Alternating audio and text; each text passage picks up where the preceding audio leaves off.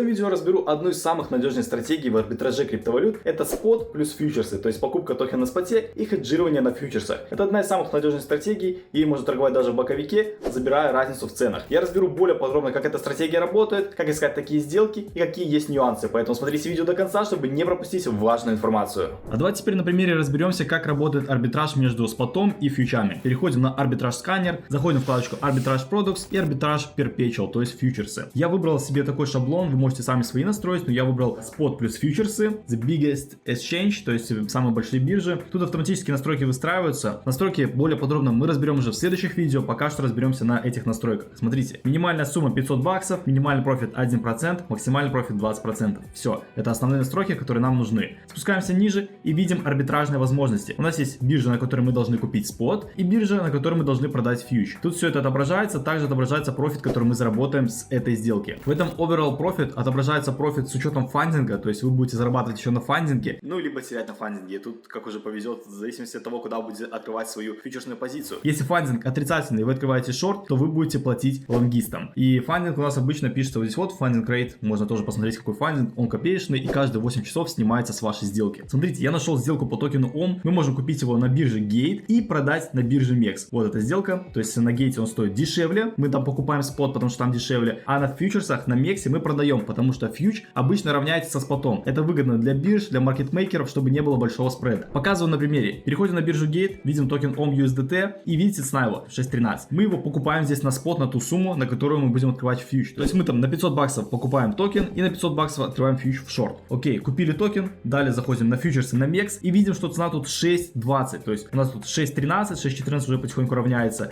и 6.20. И в чем смысл? Фьючи обычно всегда равняются с спотом, то есть мы заходим тут в шорт. Наша фьючерсная сделка по шорту должна отработать. Как только мы начнем спускаться и приближаться к цене спота, то мы должны закрывать и спотовую позицию, и фьючерсную позицию. У нас спот может продаться в минус, но профит с фьючерсной позиции должен перекрывать нашу спотовую позицию. И таким образом, когда у нас цены равняются, мы зарабатываем на разнице цены, потому что мы открыли шорт. Можно еще даже с плечом, но обычно большие плечи не используются. Это очень большой риск, поэтому используйте плечо до 5. И наша фьючерсная позиция перекрывает убыток с нашей спотовой позиции. И при этом мы зарабатываем профит, потому что мы открывали шорт, и цена у нас, соответственно, ушла ниже к спотовой позиции. Таким образом, благодаря арбитраж сканеру вы можете зарабатывать на спот плюс фьючи. Также есть фьючи плюс фьючи, это уже разберем в следующих видео, поэтому обязательно ставьте лайк, подписывайтесь, чтобы не пропускать такие топовые ролики. А теперь давайте подведем итоги и разберем важные нюансы. Первый — это фандинг рейт. Если ставка отрицательная и у вас открыт шорт, то вы будете платить лонгистам. И чем дольше у вас сделка открыта, тем больше вы заплатите комиссии, поэтому тоже важно это учитывать. Если ставка положительная, то вы наоборот будете зарабатывать со своего шорта. Второй риск — это ликвидность. Может быть очень сильная разница в ликвидностях, потому что на фьючерсах обычно больше людей торгуют, а на споте меньше. Поэтому тоже важно учитывать, чтобы был хороший объем торгов и была ликвидность в торговой паре. Третье — это учитывать комиссии, то есть при открытии сделки мы платим комиссионный и при закрытии тоже. Это важно учитывать, чтобы рассчитать точную прибыль по сделке. Четвертый риск — это дивергенция цен. Вы можете просто долго удержать свою позицию из-за того, что цена на фьючерсах не будет сходиться с ценой спота. Ну и пятый, последний риск — это ликвидация. Если цена будет сильно расти, у вас открыт шорт, то вас может ликвидировать, если вы взяли слишком большое плечо. Как вы видите, спот плюс фьючерсы — это реально рабочая схема, и вы можете зарабатывать даже в боковике. Главное учитывать вышеперечисленные нюансы. Если вам понравилось это видео, то пожалуйста влепите ему лайк, напишите комментарий, если вы что-то не поняли, то я обязательно на них отвечу. Делитесь видео с друзьями, подписывайтесь, а мы с вами увидимся в следующих роликах. Всем удачи, всем пока!